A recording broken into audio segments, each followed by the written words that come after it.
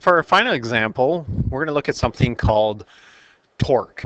Now, that's the more layman's term of this. The mathematical definition of torque or common for torque is something called the moment of the force, which I think is very, very cool. I think you have to say it in a Darth Vader voice when you ask for the moment of the force. But those two things, the moment of the force and torque, is the same thing. Both of them measure, it's a measure of a turning effect of a force, of the force. So the example we're going to do, and you can see it at the bottom of your handout, is a wrench. And if you've ever used a wrench to tighten a bolt or anything like that, you know that this turning force is the torque that we're talking about. Now, it turns out to calculate the force, we use the cross product. So this capital M here is the moment of the force, and it's found by taking the cross product of two vectors that are at play. So what are those two vectors? Well, first is the R vector, and it's the displacement from the center of the turn to the point where the force is applied. And then the second is the actual force. So I want you to imagine the picture that you see on the next slide here, this wrench that's being turned, and recognize, and you may or may not have this experience, but if you are really, really close to the bolt that you're trying to turn, you're not quite as efficient. You don't have a huge range of motion. So the further you are away from the center of the turn, you can apply the same force, but you get a much better turn on it. You get a much better torque. That's why a bigger wrench is better than a smaller wrench, because the bigger wrench increases that distance away from the turning point, and so your force behaves a lot more powerful. So the two important things here are not only the R vector, the displacement from the center, and the F vector, but since we're taking the cross product, we also need to know the angle between them, and that's important as well.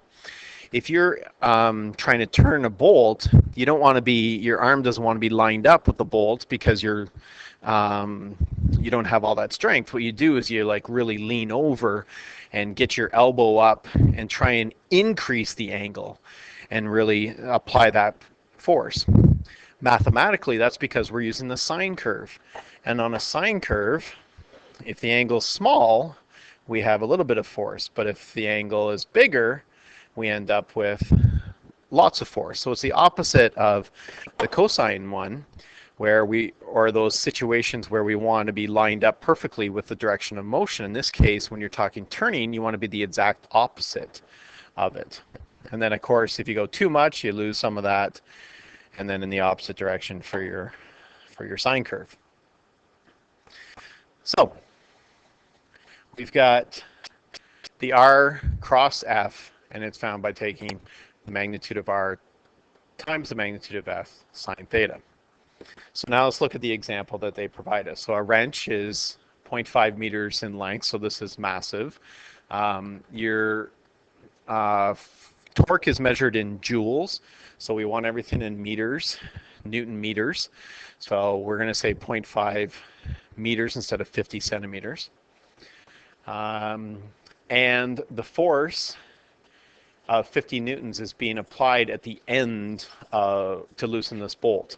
So you notice that I said the length and the end, because it's where the force is applied. We're not going to actually put our fingers on the tip of this. We're probably going to put our hand around the handle, and so the force is actually somewhere in there. So the measure that we need is actually from this center point to this imaginary spot there. So the wrench itself might actually be longer in length, but the 0.5 that I'm referring to are those measurements there.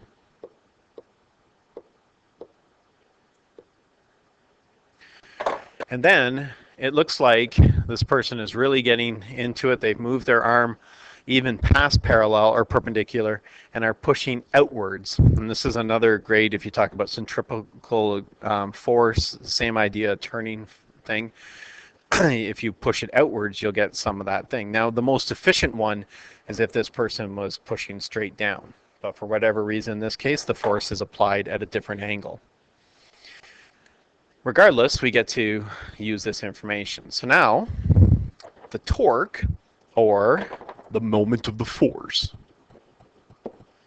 is found by taking, again, we only care about the size, so I'm going to put these absolute value bars around it, but it's R cross F. So it's the magnitude of R times the magnitude of F sine theta. So now it's just a matter of being able to interpret your picture. We see that R is how far away it is. So in this case, it is 0.5. Again, we need it in meters. F is the force that's being applied. In this case, it's 50 newtons. And now a little bit of work to figure out the angle between them, because the angle between them isn't this 40, it's actually right here. And so 180 minus 40 gets us 140. So we'll use the sine of 140. Again, punch that in your calculator. I'd probably push the sine 140 first, times 50 times 0.5, and I think we get 16.1 joules. And so it turns out the torque, the moment of the force, is 16.1 joules. Now, an interesting little note. I decided to use this one as the angle between them. You could actually argue that the angle between them is 40 because this line does extend outwards. Good news is the sine of 140 is equal to the sine of 40. So it turns out if you had used either of those, they would be correct. But I like to actually visually see the angle between them. That's why I chose to use the 140. So now, the only way these questions get any more difficult, and you can see it on your final page of your handout, I actually gave you the full solution, but I don't want you to look at that until you actually get to that question, is sometimes that force is at different spots.